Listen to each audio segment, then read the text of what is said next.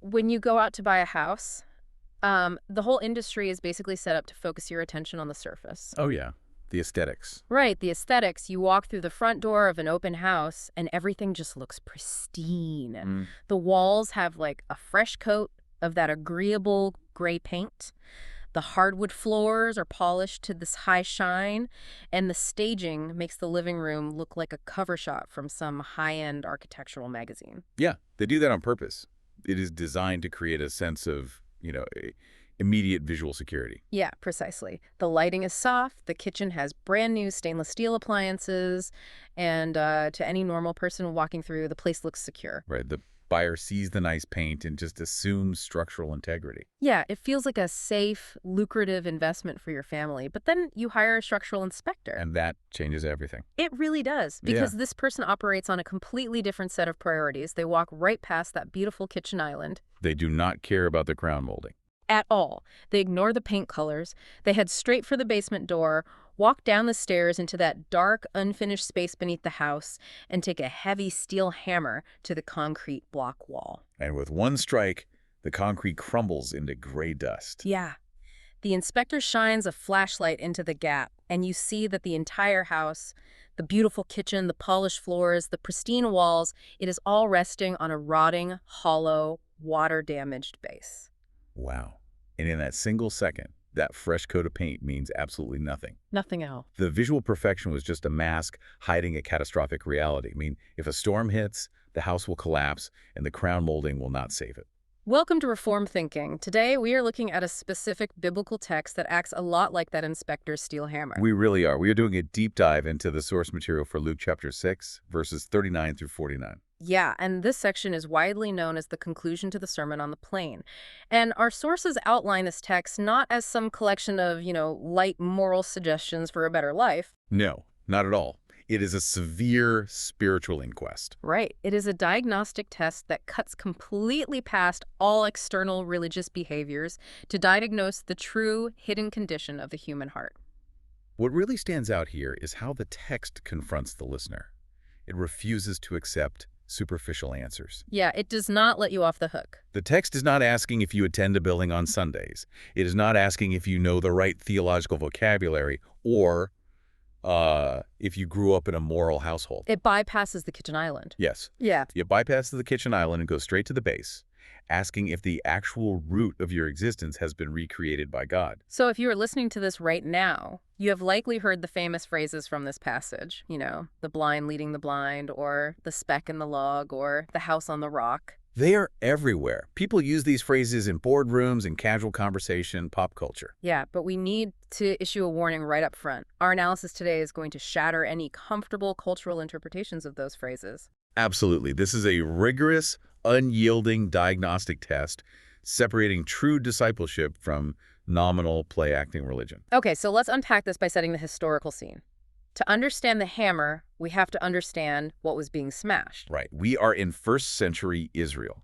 Yeah, Jesus is speaking to a massive crowd, presenting the kingdom to a nation that is essentially suffocating. We really have to construct the weight of that historical setting in our minds. Israel at this time is existing under brutal Roman political occupation. Yeah, heavy. The people are taxed heavily, stripped of their sovereignty, and they're constantly looking over their shoulders. Naturally, the populace is desperate for a political conqueror. They want a military messiah to throw off the Roman yoke. Exactly. But as our sources point out, the far more dangerous oppression happening in Israel was not political at all. No? No, it was spiritual. The religious elite of the day, specifically the Pharisees and scribes, had constructed this massive labyrinth of oral traditions. Okay. These traditions were later written down and codified in what we now call the Mishnah and the Talmud. And when we say oral traditions, I mean, we are not talking about some quaint folk tales passed down around a campfire. Oh, no, we are talking about a crushing legalistic burden. Right. They meticulously regulated every conceivable aspect of daily life. For instance, they debated the specific rituals for washing cups. And this had nothing to do with hygiene or removing bacteria. No, not at all. It was entirely about ritual purity. They debated whether the outside of the cup became unclean, if the inside was dirty, what specific type of water had to be used, and like how far the water had to run down the wrist. That is just exhausting. It really is. They regulated the exact distance a person could walk on the Sabbath without violating the law. They even demanded the tithing of tiny garden herbs. Wait, like from someone's backyard? Yeah. If a man grew a patch of mint or cumin in his backyard, he was expected to meticulously separate out a tenth of the leaves for the temple. Oh, wow. That is an entire religious system built on hyper-focused external boundary markers. Exactly. The message was clear. You perform the hand-washing rituals, you wear the garments with the correct tassels, you avoid making physical contact with Gentiles or tax collectors, and you are officially considered holy. And the terrifying part is that this system completely ignores what is happening inside the person's mind and heart. Yes, 100%. You could be full of bitter envy, greed, and lust. But as long as you tithed your backyard mint leaves, the religious system gave you a stamp of approval. It was an environment of dead orthodoxy. Mm. The leaders had created an artificial standard of righteousness that they could achieve through external behavior. Right, which allowed them to feel superior while masking their internal corruption. And against that specific backdrop of performative religion, Jesus steps up and issues a series of crushing ethical commands. Yeah, just prior to our specific passage, in verses 27 through 38 of Luke 6. Jesus commands the people to love their enemies, to do good to those who hate them, to bless those who curse them, to turn the other cheek, and to be merciful, just as their Father is merciful. And this is where the connection in the source material becomes massive. Verses 39 through 49, the text we are looking at today, are the explanatory application of those impossible commands. Right. I try to picture it like this. Reading the commands to love your enemies without reading our passage today is like handing a construction crew the blueprints for a 100-story skyscraper. Okay, I like this analogy. You hand them the schematics, the drawings, the exact dimensions, but you refuse to give them any steel, any concrete, or any cranes. Wow, yeah. You are handing them a design that they literally cannot build with their bare hands. So, looking at the historical context, did the original audience standing there on the plain listening to Jesus realize they lacked the materials to build what he was commanding? Oh, absolutely. Did they feel the panic? The historical reality suggests they definitely felt the panic. I mean, think about the crowd standing there. Jesus is demanding that they love their enemies. Right. For a first-century Jew, the enemy was a Roman soldier who could legally force them to carry his heavy gear for a mile. Or the enemy was the corrupt local tax collector who was extorting their family farm to line his own pockets. Exactly. And Jesus says, love them, bless them. The audience is hearing this, and their minds are screaming, who can possibly live this way?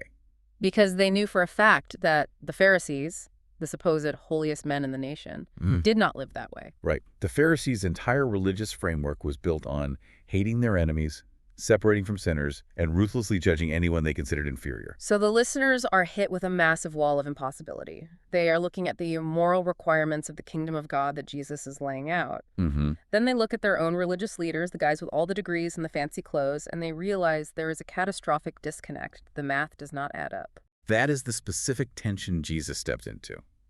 He brings them to the realization that the old system of washing cups and tithing herbs cannot possibly produce the kind of supernatural love and mercy he is demanding. The old system is exposed as completely bankrupt. Yes, and when an entire society realizes their religious system is bankrupt, it forces a terrifying question. Which is? If the Pharisees are wrong, what happens to the thousands of regular people who have staked their lives and their eternity on following them? Oh, right. That logic naturally drives Jesus to introduce the first diagnostic image. The blind guides. Verse 39, Jesus asks the crowd a rhetorical question. He says, "Can a blind man lead a blind man?" The inevitable result, he says, is that both of them will fall into a pit. He then adds a crucial principle in verse 40, saying that a disciple is not above his teacher, but everyone when he is fully trained will be like his teacher. We really need to analyze the cultural metaphor of blindness here. Let's do it. In the ancient Near East, physical blindness was a tragic, everyday reality due to disease and poor medical care. But scripturally, it carried a massive theological weight. Right. It meant something more. It represented spiritual ignorance, a lack of divine revelation, and often divine judgment. You see this heavily in the Old Testament. Like in Isaiah chapter 29. Yes, spot on, where God says he will close the eyes of the prophets and the seers. Got it. The Pharisees walked around assuming they possessed the brilliant, undeniable light of divine revelation. They proudly saw themselves as the exclusive guides for the blind masses. Yet Christ publicly indicts them as men groping around in total spiritual darkness. Right. They are supremely confident, but they are totally blind. That is an incredibly dangerous combination. I think about it like trusting a broken GPS unit. Oh, that is a good way to look at it. You know, you're driving in the mountains at night, and your GPS confidently gives you turn-by-turn directions. The voice on the speaker is calm, the digital graphics look official, and the estimated time of arrival looks great. But the internal data is completely corrupted. Exactly. It is telling you to turn right when there is nothing but a sheer cliff. You follow the confident guide, and you plunge right into the pit. That analogy hits the mark because it captures the illusion of safety. The follower assumes the guide has access to data they do not possess. Yeah. But Jesus makes a chilling statement about the reality of leadership reproduction. He says the student, when fully trained, becomes like the teacher. Which means false guides do not just fail in private. Right. They reproduce their own spiritual defects into people who follow them. A teacher who is ignorant of the truth, proud, or careless will systematically train their disciples to share those exact same deadly flaws. The spiritual DNA of the leader is passed down to the congregation. Yes. Okay, let me play devil's advocate for a second, because I hear this all the time from listeners trying to figure out modern church culture. Is this shaping really that absolute? What do you mean? Say someone goes to a church where the teaching is shallow. Maybe the pastor is a bit of a blind guide who focuses heavily on self-help, therapeutic slogans, or pragmatic business principles instead of the Bible. All right. But the person sitting in the pew is smart. They read their Bible at home. Can't they just act like a smart consumer at a buffet? Can't they take the good moral advice, enjoy the community, and simply filter out the bad theology? Why does Jesus make it sound like falling into the pit is an inescapable trap? This is a vital question, and we have to look closely at what the text implies about human nature. The text leaves zero room for that kind of naive, buffet-style optimism. Really? Zero room? None. Humans are highly permeable creatures. We absorb the worldview, the tone, and the unstated priorities of the people we submit to for instruction, often without even realizing it. Is a scary thought. It is. If you sit under a teacher who constantly substitutes cleverness, emotional manipulation, or prosperity promises for rigorous biblical truth, you will inevitably adopt a worldview that centers on your own comfort rather than on the holiness of God. So the filtering idea is a myth. Totally. You cannot safely sit under a blind guide and expect to develop 20/20 spiritual vision. You might think you are filtering out the bad, but over years of exposure, your own discernment degrades. The shaping happens subconsciously. Yes. As Jesus said, the fully trained disciple becomes like the teacher. If the teacher is in the dark, the student learns to love the dark.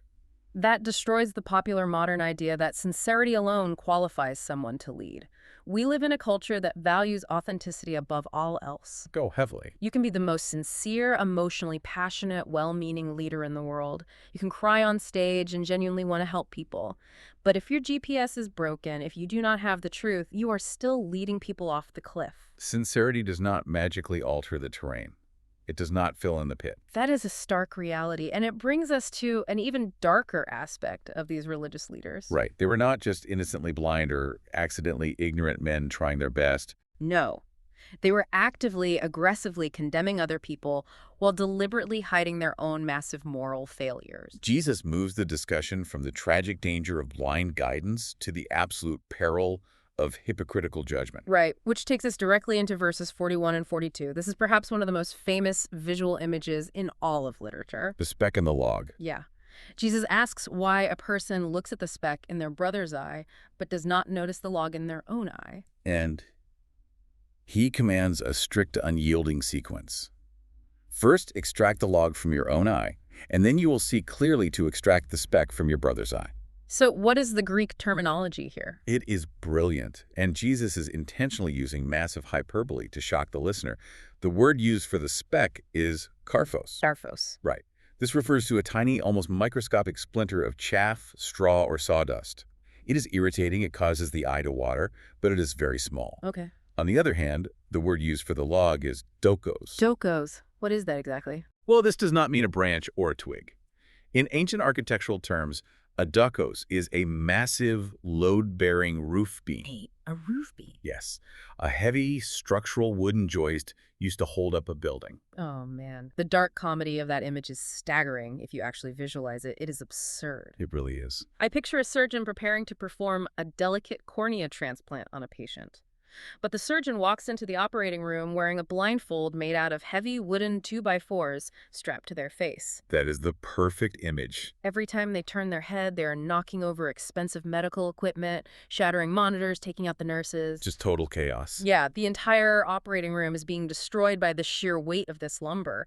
And the whole time, the surgeon is shouting at the patient to hold completely still so that they can fix their vision. The destruction caused by the surgeon is infinitely worse than the patient's original eye problem. That visual absurdity is the precise mechanism Jesus uses to pierce the conscience of the listener. Yes.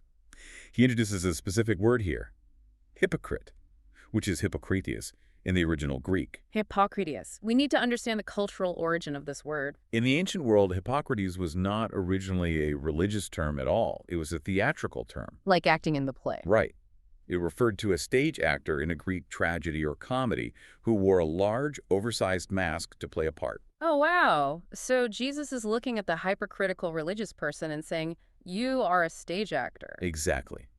You are playing a part for an audience. You are wearing a mask of intense piety, pretending to care deeply about the holiness of your brother while intentionally concealing a heart of rampant, unjudged corruption. Here is where it gets really fascinating, because I think we have a massive cultural distortion of this text today. Oh, without a doubt. Modern culture, both secular culture and, sadly, large parts of the visible church, loves to rip a tiny fragment of this concept out of context. You hear it everywhere. Judge not. Yes. The culture insists that this text means you can never evaluate anyone's behavior. Right. The highest virtue in society is total tolerance. And pointing out sin or suggesting someone is morally wrong is considered the ultimate evil. People use this verse as a shield to deflect any accountability. Our sources address that modern fallacy head on, and we must correct it.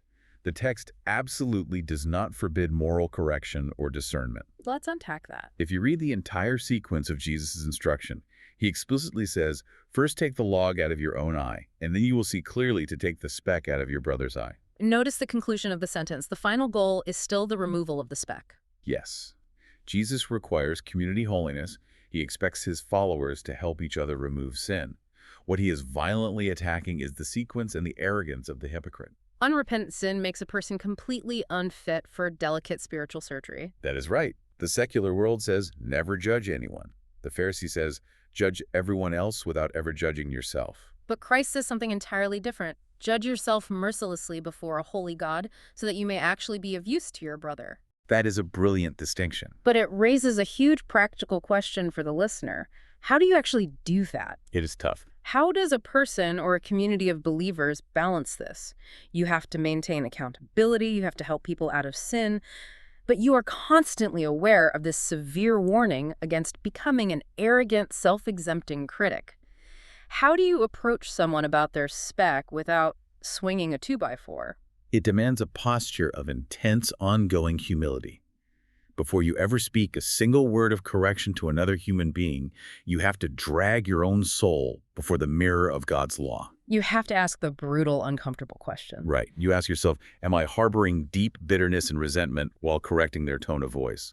Am I indulging in private, hidden lust while confronting them about their choice of entertainment? Am I motivated by a desire to see them healed, or am I motivated by a desire to feel superior to them? Exactly. It means your primary grief is always over your own sin, not someone else's. When you finally do approach your brother to help with the speck, you do it not as a superior judge in a courtroom condemning a criminal. You do it as a fellow patient in a hospital pointing out the medicine that cured your own disease. That completely changes the relational dynamic. It moves accountability from a courtroom of condemnation into a recovery room of grace. But the presence of that giant load-bearing beam in the eye forces us to ask a deeper question. Why is the log there in the first place? It does not just magically appear out of nowhere. Right. Where does this intense, blinding hypocrisy originate? You are tracking exactly with the logical flow of Jesus' argument here. He systematically drives the discussion downward, deeper into the human condition. Moving from the external to the internal. Yes. He moves from the external influence of the blind guide to the individual eye of the hypocrite, and finally down to the very root, the origin point of the human soul. This brings us to verses 43 through 45, which our sources identify as the theological epicenter of the entire Sermon on the Plain. The infallible index of the heart. Jesus uses botanical metaphors that everyone in an agrarian society would understand. He says a good tree cannot produce bad fruit, and a bad tree cannot produce good fruit. Figs do not grow on thorn bushes, nor do people gather grapes from bramble bushes. And he concludes by saying, the good person produces good out of the good treasure of his heart, and the evil person produces evil out of the evil treasure. Because out of the abundance of the heart, his mouth speaks. We really have to stop and analyze the grammar here, specifically the absolute Greek negative used in the text. The word "o." Yes, ooh. Jesus is not saying that a corrupt tree has a hard time bearing good fruit.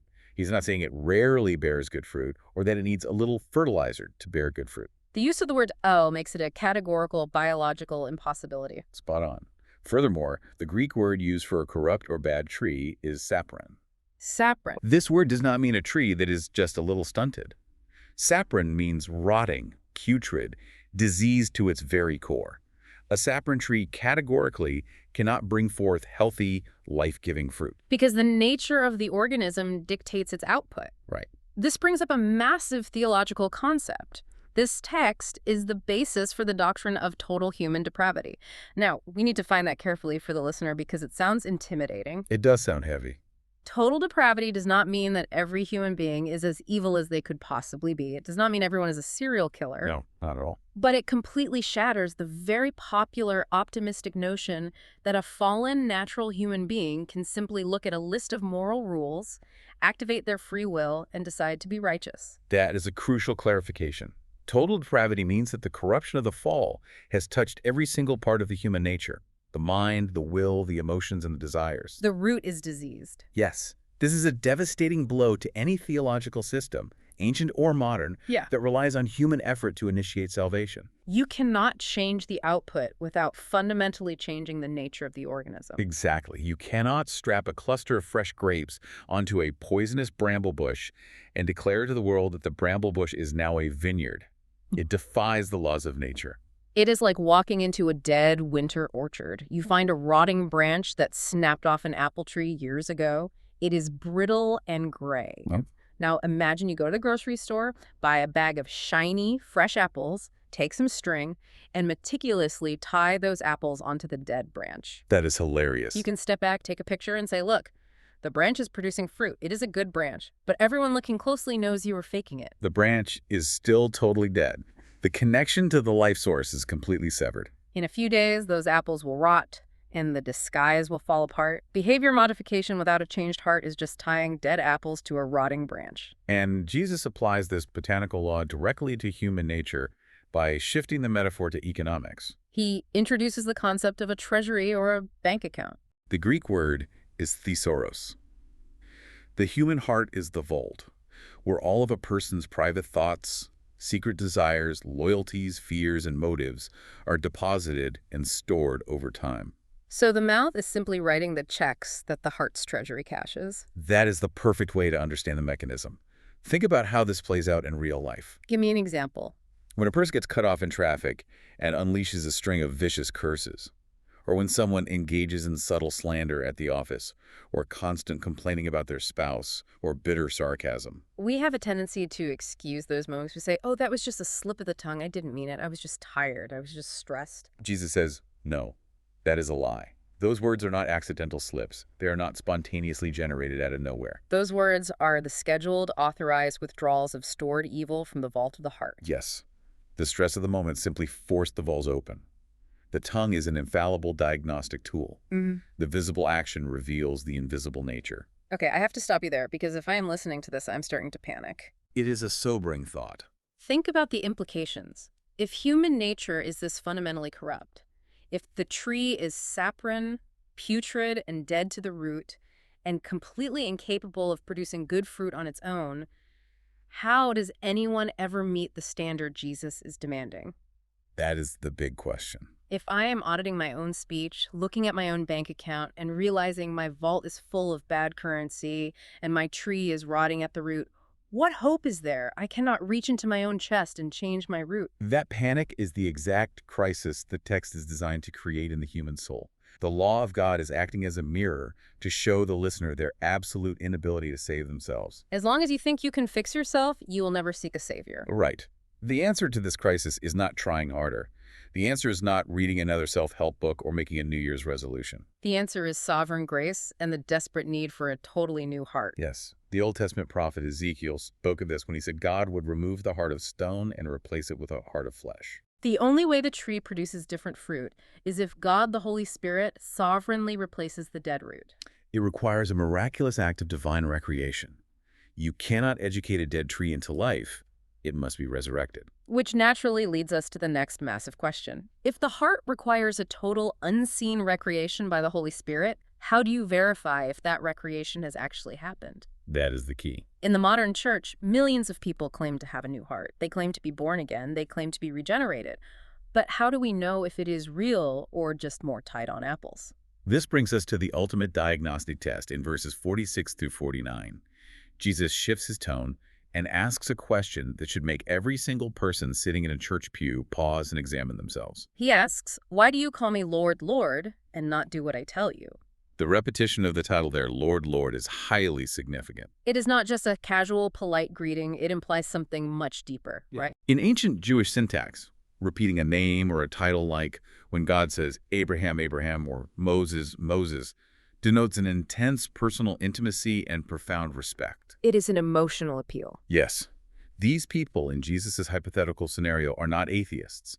They are not pagans. They are using the most orthodox, passionate, respectful religious language possible. They are publicly claiming a close, vibrant relationship with Jesus. Yet Christ exposes their verbal profession as an absolute fraud because it lacks the one necessary validating element: obedience to his commands. Our sources highlight that this specific verse is a direct strike against a massive heresy that runs rampant in modern church culture, It is the concept of antinomianism. which literally means anti-law. Yeah. In popular terms, it is the idea of the carnal Christian. Yes. The belief that you can accept Jesus as your savior, get your ticket punched for heaven to avoid hell, but simultaneously reject his authority as king over your daily life. It treats Jesus like fire insurance. It is a deadly deception. The text makes it clear that true, saving faith always, without exception, produces a life of obedience. The faith that justifies a sinner is a working, fruitful faith. Jesus illustrates this final, terrifying reality with the famous parable of the two builders. One man builds a house, and I want to draw attention to the specific verbs used for the wise builder. He digs deep. He goes down to the bedrock. This implies intense, hidden, costly labor. It takes time. It is exhausting. And it is not glamorous work. Think about a construction site. No one driving by stops their car to applaud the crew for the massive, muddy trench they are digging. They really do not. People only praise the visible stuff, the walls, the roof, the finished product. But that hidden digging, that grueling labor in the dirt is the only thing that actually keeps the house alive when the weather turns. And the weather always turns.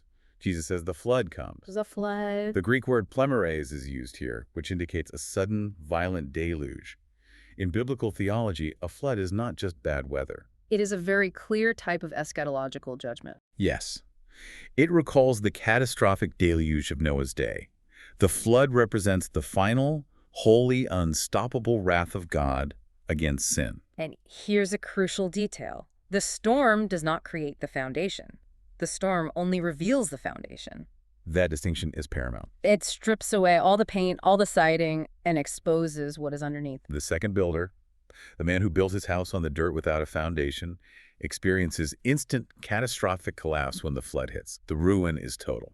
Jesus is saying that the people who passionately call him Lord, Lord with their mouths, but do not actually obey his teachings in their daily lives, are exactly like that second builder. They have the outward structure of religion, but no anchor. It is like sticking a fancy, expensive security system sign in your front yard to make your house look protected, but leaving all your doors and windows wide open every night. The sign is just a verbal profession. Right. It says, "I'm protected." But there is no structural reality behind it. There are no cameras, no alarms, no locks. When the intruder actually comes, the sign does absolutely nothing to save you. Nothing at all. But I want to ask for a critical clarification here, because we have to be so careful with how we explain the relationship between our actions and our salvation. Okay, let's hear it. Does building the house, doing the hard, exhausting labor of obedience, does that effort earn the person's salvation and rescue them from the flood? Is the digging what saves them? Absolutely not. And that is the hinge upon which the entire gospel message swings. If we get this wrong, we fall right back into the legalism of the Pharisees. So the digging does not earn anything. Right. The hard work of obedience does not purchase or create the bedrock. The bedrock is already there. The obedience simply proves that the house is actually genuinely anchored to the rock. Think back to the tree metaphor. Exactly. The fruit does not make the tree good. The fruit is simply the undeniable proof that the tree has already been made good by a new root. The labor of daily obedience is the necessary, visible evidence of an invisible faith that actually saves. We are saved by faith alone, but the faith that saves is never alone. It always shows up with a shovel in its hands. Okay, but let's be honest, even with that clarification, the standard of perfect obedience, of digging deep, of producing flawless fruit without a single speck of hypocrisy. Wait, it is utterly terrifying. It is. If we look only at ourselves, if we inspect our own trees and our own foundations, we fail the test. I fail the test. My obedience is flawed. My fruit is inconsistent. We all fall short. The flood is going to sweep me away if it depends on my performance. We have to look outside ourselves. We have to look at who is actually speaking these words. And this brings us to the Christological fulfillment of the entire passage. If you read Luke chapter 6 as just a high-level moral checklist for you to accomplish on your own, it will drive you to absolute despair. You will either become a hypocritical Pharisee pretending you have achieved it, or you will be crushed by the weight of your failure. Right. Interpreting this severe diagnostic test without placing Christ at the center is like a doctor diagnosing you with a fatal aggressive disease, showing you the terrifying x-rays to prove you are dying, and then hiding the cure in their pocket while they walk out of the room. It leaves you with nothing but terror. Exactly. The entire passage, all the metaphors and warnings, point directly to the person and work of Jesus Christ. Let's look at the images. He is the ultimate, fully trained teacher who possesses absolutely no spiritual blindness. He is the flawless, holy judge who has no log of sin in his own eye, giving him the absolute right to diagnose the human condition and remove our specks. Yes. He is the ultimate good tree whose heart was a perfect treasury of holiness, producing the ultimate flawless fruit of righteousness at all times. And he actually literally fulfilled those impossible commands from verses 27 to 38. He loved his enemies to the point of being crucified by them. While the Roman soldiers were driving iron spikes into his hands and feet, he prayed for their forgiveness. He lived the impossible standard. This is where we have to unpack the theological concepts of Christ's active and passive obedience, because this is the legal mechanism of our rescue. Active and passive obedience. Let's break that down. His active obedience means that he lived the perfect life of obedience that the law demanded of us, but that we completely failed to achieve.